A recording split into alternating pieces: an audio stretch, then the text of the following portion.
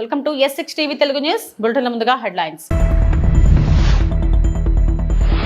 ఉపరాష్ట్రపతి ఎన్నికకు ముమ్మరంగా ఏర్పాట్లు.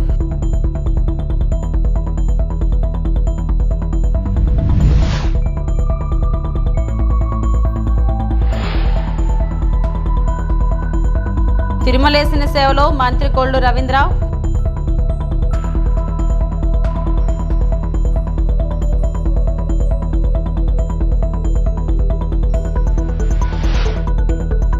మెదక్ జిల్లా ముంపు ప్రాంతాల్లో హరీష్ రావు పర్యటన.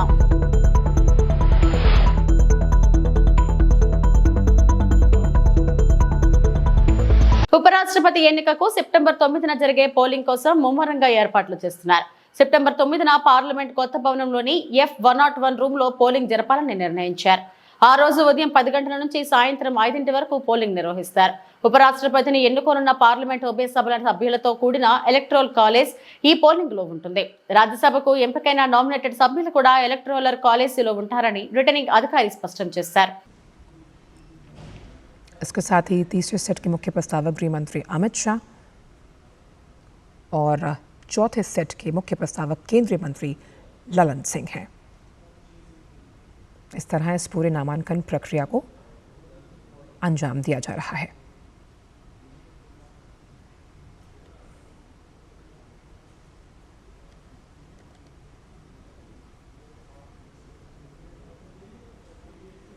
और जब सीपी राधाकृष्णन का नाम सामने आया था तो एनडीए के तमाम दलों की तरफ से उनका दिल खोल के स्वागत किया गया. एनडीए का शक्ति प्रदर्शन आप देख सकते हैं. यहाँ पर वरिष्ठ नेता यहाँ पर मौजूद हैं जहाँ पर उपराष्ट्रपति पद के लिए नामांकन दाखिल कर रहे हैं. सीपी राधाकृष्णन 1998 में कोयम्बटूर से सांसद बने हैं. 2004 अध्यक्ष तमिलनाडु बीजेपी. और ये जो नामांकन प्रक्रिया है वो लगभग संपन्न होती हुई 2020 केरल में बीजेपी के प्रभारी सीपी राधाकृष्णन. और आखिरकार ये ऐतिहासिक पल जहां नामांकन दाखिल कर दिया गया. पहले सेट के प्रस्तावक थे प्रधानमंत्री नरेंद्र मोदी और ये नामांकन की प्रक्रिया संपन्न हुई. एनडीए के उपराष्ट्रपति पद के उम्मीदवार सीपी राधाकृष्णन. यहाँ एनडीए का शक्ति प्रदर्शन पहले प्रस्तावक के तौर पर प्रधानमंत्री खुद मौजूद रहे. 4 सेट्स दाखिल करने होते हैं. पहले प्रस्तावक प्रधानमंत्री थे और नामांकन की इस प्रक्रिया को संपन्न किया गया और प्रधानमंत्री के साथ एनडीए गठबंधन के नेता भी यहाँ पर मौजूद रहे.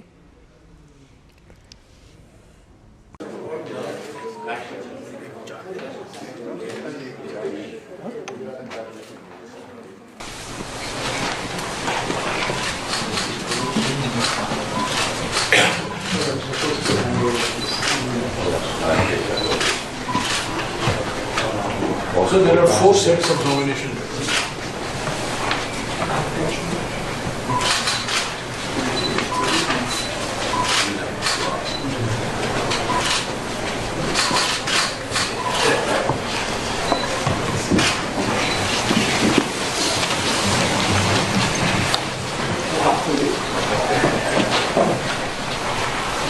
విశాఖలోని ఇందిరా ప్రియదర్శిని స్టేడియంలో నేటి నుంచి 3 రోజుల పాటు నిర్వహించే జనసేన విస్తృత స్థాయి సమావేశ ఏర్పాట్లను ఆ party PS chairman Nadendla Manohar పరిశీలించారు. స్టేడియంలో ప్రధాన ప్రాంగణానికి అల్లూరి ప్రాంగణంగా నామకరణం చేసి సమావేశాలు నిర్వహిస్తున్నట్లు మనోహర్ వివరించారు. సభ ప్రవేశ ద్వారాలకు తెన్నేటి విశ్వనాథం, కోడి రామూర్తి, గురజాడ అప్పారావు, వీరనారి గుణమ్మ, శ్రీశ్రీ పేర్లు పెట్టామన్నారు. సేనాతో సేనాని పేరుతో అందరి అభిప్రాయాలు వినడానికి జనసేన అధినేత పవన్ కళ్యాణ్ ఈ సమావేశాల్లో పాల్గొంటారన్నారు. స్టేడియం కి ముఖ ద్వారాలకి తెన్నేటి విశ్వనాథం గారి ద్వారం, అదేవిధంగా శ్రీ కోడి రామ్మూర్తి గారి ద్వారం, శ్రీ గురజాడ అప్పారావు గారి ద్వారం, వీరనారి గున్నమ్మ గారి ద్వారం, చివరికి మహాకవి శ్రీశ్రీ గారి ద్వారం. ఈ 5 ద్వారాల ద్వారా అల్లూరి సీతారామరాజు ప్రాంగణానికి రాష్ట్ర నలుమూల నుంచి వస్తున్న జనసేన పార్టీ క్రియాశీలక కార్యకర్తలు, నాయకులు, గౌరవ శాసనసభ్యులు, పార్లమెంట్ సభ్యులు, శాసన మండలి సభ్యులు అందరూ కూడా 30 తారీఖున 1 గంట నుంచి ప్రారంభమయ్యే సభలో పాల్గొంటారు. రేపు ఉదయం లెజిస్లేచర్ పార్టీ సమావేశం తర్వాత కార్యవర్గ సమావేశం 3ంటికి ప్రారంభమై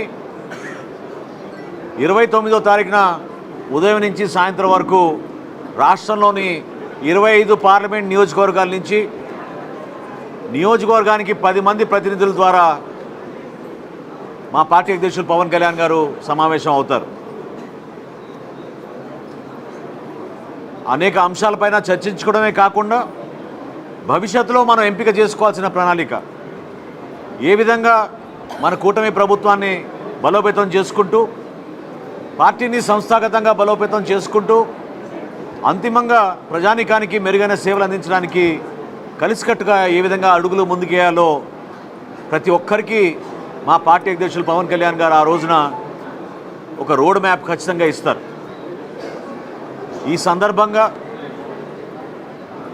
విశాఖపట్నం ప్రజలకి, ఇక్కడ విచ్చేసిన మీడియా మిత్రులకు, మా పార్టీ నాయకులకు ప్రత్యేకంగా పేరు పేరున అందరికీ నేను సహకరించినందుకు మనస్ఫూర్తిగా కృతజ్ఞతలు చెప్తున్నాను. రాబోయే 3 రోజులు కూడా ఒక అద్భుతమైన పండుగ వాతావరణంలో జనసేన పార్టీ సంబరం సామాన్యుడితో పాటు నాయకులకి కూడా ఒకే వేదిక ఏర్పాటు చేయడం జరిగింది. సేనతో సేనాని అనే కార్యక్రమం ద్వారా పార్టీ అధ్యక్షులు పవన్ కళ్యాణ్ గారు అందరి అభిప్రాయాలు వినడానికి, వారు ఏ విధంగా భవిష్యత్తులో ఉండాలి మన రాష్ట్రాన్ని కోరుకునే పద్ధతిలో ముందుకెళ్తున్నప్పుడు దానికి సమయం కేటాయించి ప్రత్యేకంగా ఆయన రావడం జరిగింది. విశాఖలో కొనసాగుతున్న జేఎల్పీ సమావేశం. జనసేన ఎమ్మెల్యేలతో నియోజకవర్గాల వారీగా డిప్యూటీ సీఎం పవన్ కళ్యాణ్ సమీక్ష. అధికారంలోకి వచ్చిన తర్వాత నియోజకవర్గంలో చేసిన అభివృద్ధి పనులపై ఆరా.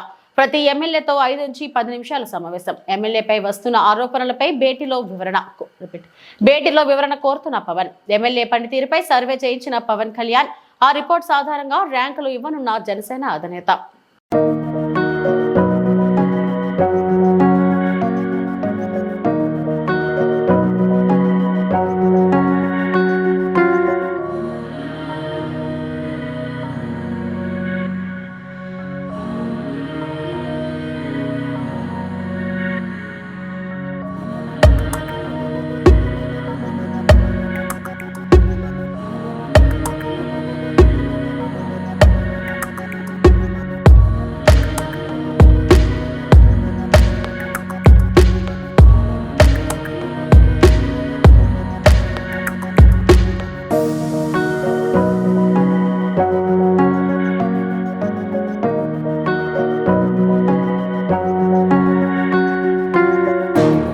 డిఎస్సిలో దాదాపు 16,400 మందికి ఉద్యోగం రావడం ఒక చరిత్ర అని మంత్రి కొల్లు రవీంద్ర అన్నారు. తిరుమల శ్రీవారిని ఆయన దర్శించుకున్నారు. వీఐపీ ప్రారంభ విరామ దర్శన సమయంలో స్వామివారి సేవలో పాల్గొని మొక్కులు చెల్లించారు. దర్శనం అనంతరం రంగనాయకుల మండపంలో పండితులు ఆశీర్వచనం చేసి స్వామివారి తీర్థ ప్రసాదాలను అందజేశారు. సూపర్ 6 పథకాలు సూపర్ హిట్ అయ్యాయని మంత్రి కొల్లు రవీంద్ర అన్నారు. మరి మొన్ననే డిఎస్సి మెగా డిఎస్సి కూడా నిర్వహించడం, దాదాపు 16,400 మందికి మెగా డిఎస్సిలో కొత్తగా ఉద్యోగాలు రావడం అనేది ఒక హిస్టరీ అని చెప్పవచ్చు. ఎందుకంటే ఇప్పటి వరకు మెగా డిఎస్సిలో అత్యధిక శాతం చంద్రబాబు నాయుడు గారు ముఖ్యమంత్రిగా ఉన్నప్పుడే టీచర్స్గా అపాయింట్ అయ్యారు. ఉచిత బస్సు ప్రతి ఆడబిడ్డల్ని బలోపేతం చేయాలనేది ముఖ్యమంత్రి గారి యొక్క ఆలోచన. ప్రతిరోజు దగ్గర ఒక 20 లక్షల మంది పైనే ఈరోజు ఉచిత బస్సు ప్రయాణాన్ని ఉపయోగించుకుంటున్నారు. ఇవాళ పథకాలన్నీ కూడా పెన్షన్లు ఇస్తున్నాం, గ్యాస్ సిలిండర్లు ఇచ్చాం, ఇవాళ రైతులకి అన్నదాత సుఖీభావ ఇచ్చాం, అలాగే తల్లికి వందనం కార్యక్రమాన్ని కూడా విజయవంతంగా చేశాం. ఇంకా మరిన్ని కార్యక్రమాలు చేయడానికి కూటమి ప్రభుత్వానికి ఆ భగవంతుడి ఆశీర్వచనం ఉండాలని చెప్పి మనస్ఫూర్తిగా కోరుకుంటూ మరొకసారి అందరికీ హృదయపూర్వక ధన్యవాదాలు తెలియజేస్తాను. విలువైన తిరుమల తిరుపతి దేవస్థానం భూములను టూరిజం శాఖకు ఎందుకు కేటాయిస్తున్నారని టీటీడీ చైర్మన్ బిఆర్ నాయుడుని వైఎస్ఆర్సీపీ నేత భూమన కరుణాకర్ రెడ్డి మరోసారి నిలదీశారు. గురువారం తిరుపతిలో మీడియాతో భూమన మాట్లాడారు. టీటీడీ భూములను టూరిజం శాఖకు ఎందుకు బదలాయిస్తున్నారు? అత్యంత విలువైన భూములను ఎందుకు ఇస్తున్నారు? నా ప్రశ్నలకు విఆర్ నాయుడు ఇప్పటిదాకా సమాధానం చెప్పలేదు. పైగా అడిగినందుకు బూతులు తిడుతున్నారు. విఆర్ నాయుడు వ్యాఖ్యలు దారుణంగా ఉంటున్నాయి. అలాంటి వ్యక్తి టీటీడీ చైర్మన్ కావడం హిందువుల దురదృష్టమని భూమన అన్నారు. అలాగే తనపై విఆర్ నాయుడు చేస్తున్న ఆరోపణలపైన భూమన స్పందించారు. అన్నటువంటిది నా విమర్శ. ఎదురుగా ఉన్న ఆ స్థలంలో వెంకటేశ్వర స్వామి వలన, ఆయన కృప వలన, దయ వలన, దాక్షిణ్యం వలనే లక్షలాది మందికి నేత్రదానం జరగటానికి ఆయన ఇచ్చినటువంటి స్థలమే కారణము. అలాగే వేల మంది క్యాన్సర్ రోగుల ఆరోగ్యాన్ని కుదట పడటానికి అక్కడ టాటా క్యాన్సర్ ఇన్స్టిట్యూట్ స్వామివారి దయ వలనే స్వామి స్థలమే వాళ్లకు ఇచ్చినారు అన్నటువంటి విషయం. ఈ వైపున అరవిందో హాస్పిటల్, ఆ వైపున క్యాన్సర్ హాస్పిటల్, అటు తర్వాత ముందున రూయా హాస్పిటల్. దాదాపు 70 సంవత్సరాలుగా తిరుపతి, రాయలసీమకే తలమానికంగా వాళ్ళు చేస్తున్నటువంటి సేవ, తద్వారా కోట్లాది మంది అనారోగులందరూ కూడా రోగులుగా మారింది. అది కూడా టీటీడీ స్థలమే. మధ్యలో వేద విశ్వవిద్యాలయము, అది టీటీడీదే. భారతీయ విద్యాభవన్ ద్వారా అత్యంత ప్రతిష్టాత్మకమైనటువంటి చదువు నేర్పిస్తున్నటువంటి పాఠశాల, అది కూడా టీటీడీదే. ఇలాంటి సంస్థలు ఉన్న చోట మీరు ఎయిర్పోర్టు దగ్గర ఎక్కడో ఇవ్వకుండా 25 ఎకరాల స్థలాన్ని, అత్యంత విలువైనటువంటి స్థలాన్ని ఎలా ఆ ఒబరాయ్ హోటల్ వాళ్లకు ఇవ్వటానికి టూరిజం వాళ్లకు ఎందుకు ఇస్తున్నారు అన్నటువంటి ప్రశ్నకు ఆయన ఒక్క సమాధానం కూడా చెప్పలా. అదే కాకుండా ఆ రోజున నేను ఎత్తినటువంటి ప్రశ్న, అంతే కూడా కాదండి, ఆ 20 ఎకరాలే కాదు సుమా, మీరు చెబుతున్నటువంటి ఆ ఉత్తరం వైపునే ఇప్పటికీ కూడా టూరిజం వాళ్లకు సంబంధించిన ప్రాంతీయ కార్యాలయం ఉంది. అక్కడ వాళ్ళు నడుపుతున్నటువంటి హోటల్ మేనేజ్మెంట్ కాలేజీ ఉంది. అక్కడ టూరిజం వాళ్ల బస్టాండ్ ఉంది. అది దాదాపు 50 ఎకరాలకు పైగా ఉంది. పక్కన వెంకటేశ్వర యూనివర్సిటీ ఇంజనీరింగ్ కాలేజీకి సంబంధించిన 15 ఎకరాలు స్థలము కూడా ఉంది. మీరు దాన్ని కూడా వెంకటేశ్వర స్వామి టీటీడీ తీసుకోవాల్సిన అవసరం ఉంది కదా అన్నటువంటి ప్రశ్నకు ఒక్క సమాధానం కూడా ఇవ్వకుండా ఆయన మాట్లాడినటువంటి మాటలు, ఆ దూషణ భూషణ పర్వాలు, ఒక టీటీడీ అధ్యక్షుడిగా ఉండి ఆయన మాట్లాడినటువంటి మాటలన్నీ కూడా తీవ్రమైన అభ్యంతరకరమైన పదాలు.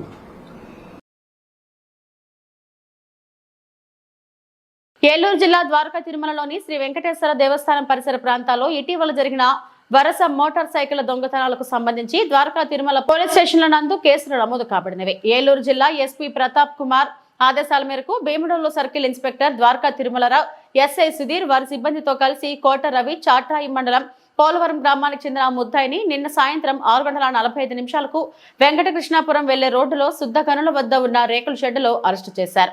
ఈ ముద్దాయి దొంగలించబడిన 4 మోటార్ సైకిళ్లను స్వాధీనపరుచుకున్నారు. గతంలో ఈ ముద్దాయిపై చాట్రాయి పోలీస్ స్టేషన్లో అనేక మోటార్ సైకిల్ దొంగతనం కేసులో జైలుకు వెళ్లి వచ్చినట్లు సిఐ తెలిపారు.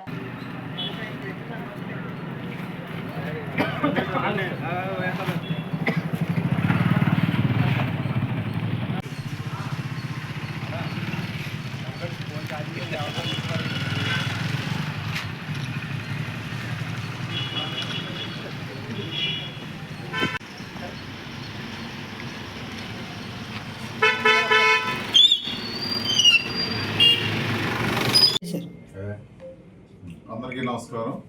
ఈరోజు ద్వారకా తిరుమల పోలీసు వారు, ద్వారకా తిరుమల ఎస్ఐ గారు, వారి సిబ్బంది అందరూ కలిసి కోట రవి 30 సంవత్సరాలు ఇతను చాట్రాయి పోలీస్ స్టేషన్ సంబంధించిన సస్పెక్ట్ షీట్ ఉంది ఇతని మీద.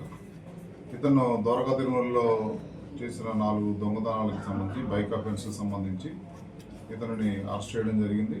ఇతను కొండ మీద పెట్టిన ఒక బండి తీస్తూ ఉంటే దాన్ని సీసీ ఫుటేజ్ వెరిఫై చేసి ఎస్ఐ గారు, వారి సిబ్బంది, వారి టీం అంతా కలిసి ఇతన్ని ఈరోజు నిన్న సాయంత్రం ఇతన్ని ఇక్కడ అరెస్ట్ చేయడం జరిగింది. ఇతని దగ్గర నుంచి ఒక 4 మోటార్ సైకిల్ కూడా రికవరీ చేయడం జరిగింది. 4 మోటార్ సైకిల్ కూడా ఇతను మన కొండ దగ్గర పెట్టినవి, అట్లాగే బస్ స్టాండ్లో పెట్టినవి 4 మోటార్ సైకిల్స్ ద్వారకా తిరుమల కేసుల్లో ఉన్నవి. ఇతని మీద ఇతని దగ్గర నుంచి రికవర్ చేయడం జరిగింది. ఇతని మీద ఆల్రెడీ ఒక 18 కేసులు ఇతను ముద్దాయిగా ఉన్నాడు.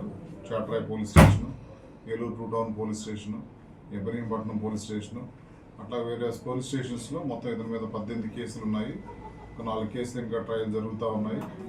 ఇతను బైక్ అఫెండర్గా నోటెడ్ ముద్దాయి ఇతని మీద ఇప్పుడు ద్వారకాతిరుమల పోలీస్ స్టేషన్లో కూడా ఇతన్ని అరెస్ట్ చేసి కోర్టుకి తరలించడం జరుగుతుంది.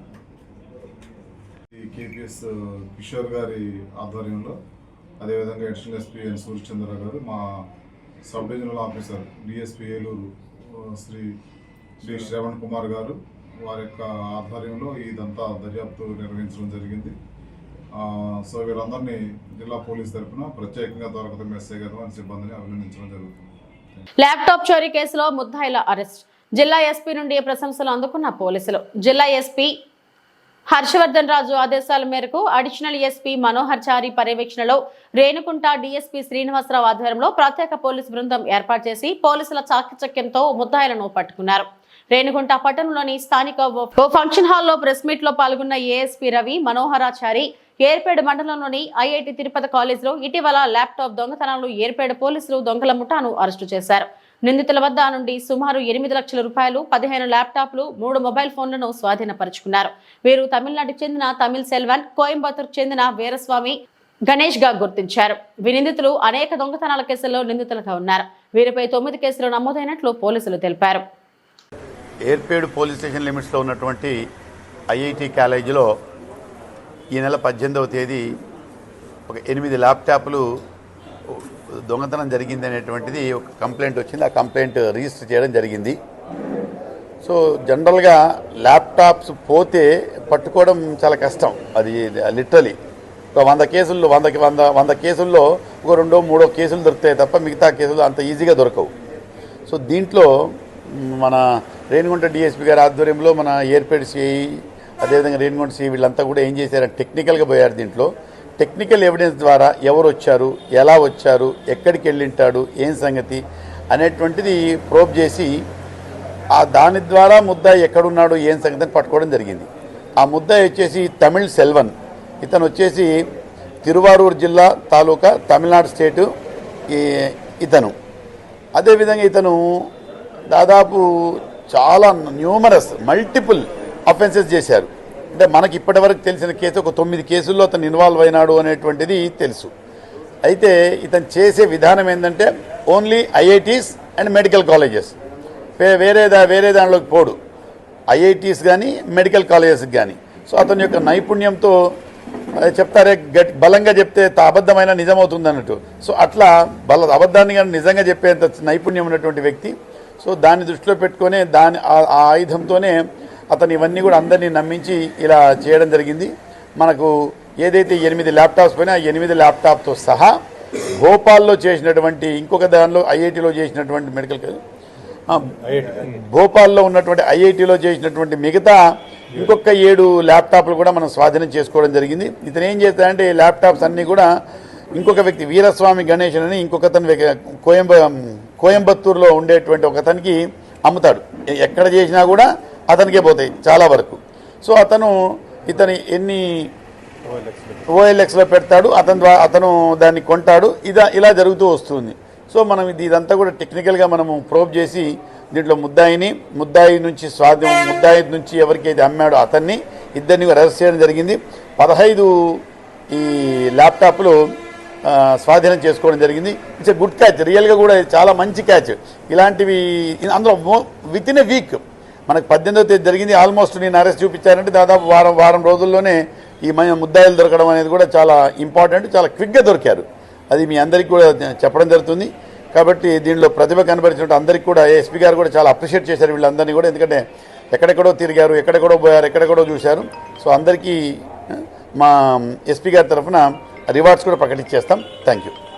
ఏలూరు జిల్లా పోలవరం ప్రాజెక్టులో బంగాళాఖాతంలో ఏర్పడిన అల్పపీడనం ప్రభావంతో ఎడతెరిపి లేకుండా కురుస్తున్న భారీ వర్షాలకు తోడు కొండవాగులు పొరలడంతో గోదావరి వరద అనూహ్యంగా పెరిగింది.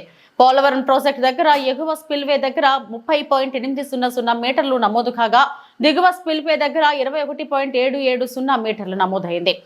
కాగా ఎగువ దిగువ కాపర్ డ్యాంలలో 31.25 21.320 మీటర్లు నమోదు అయింది. 48 రేడియో గేట్ల ద్వారా 6,23,962 క్యూసెక్ల వరద జలాలను దిగువకు వదులుతున్న ఇరిగేషన్ అధికారులు.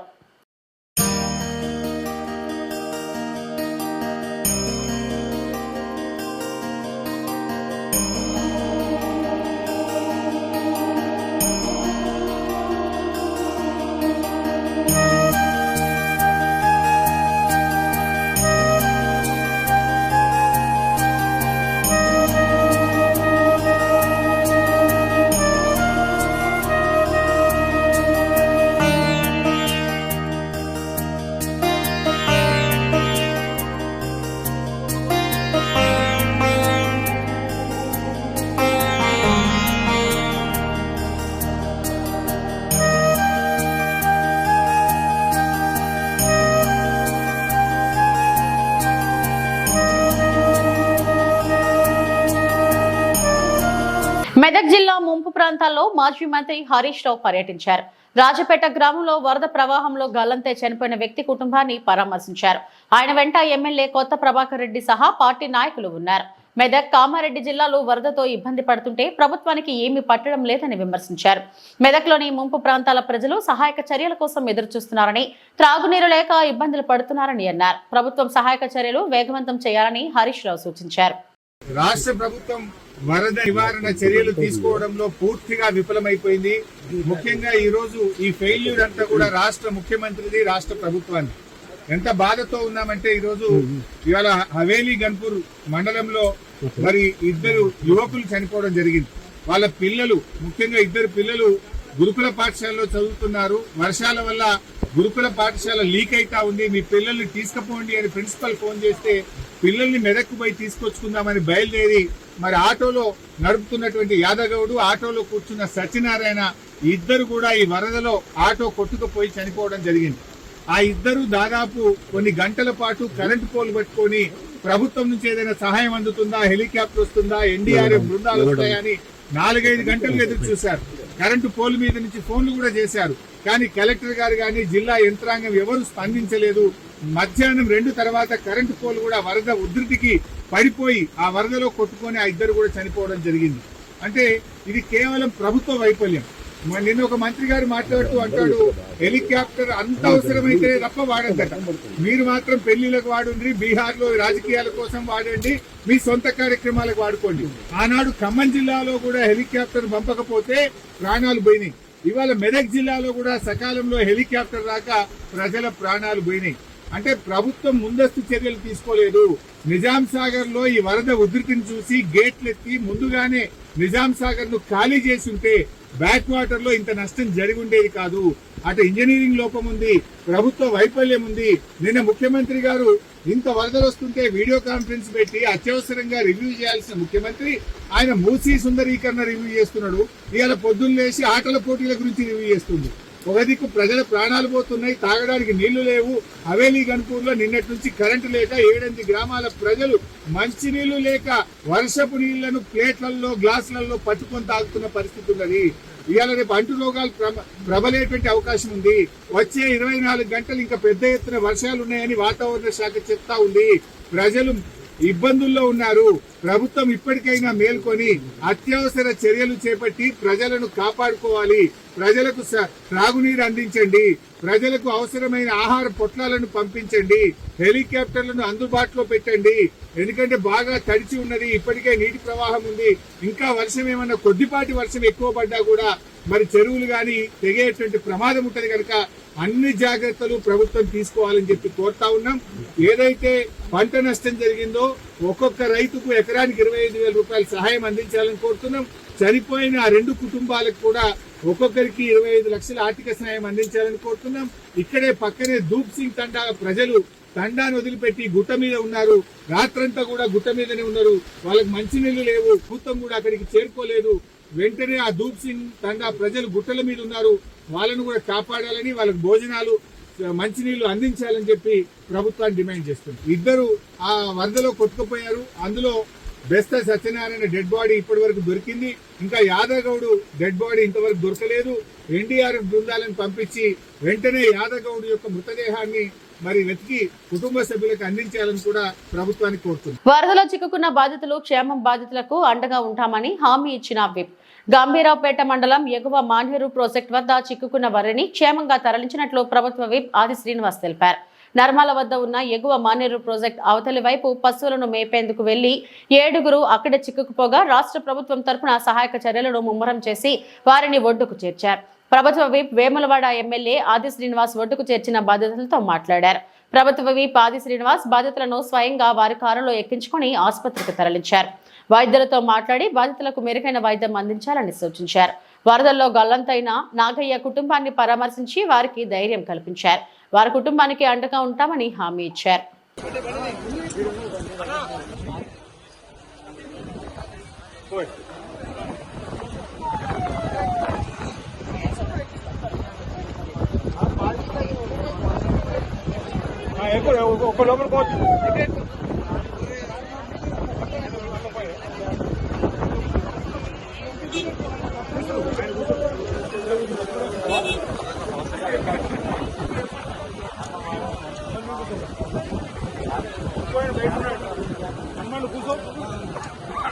మీరు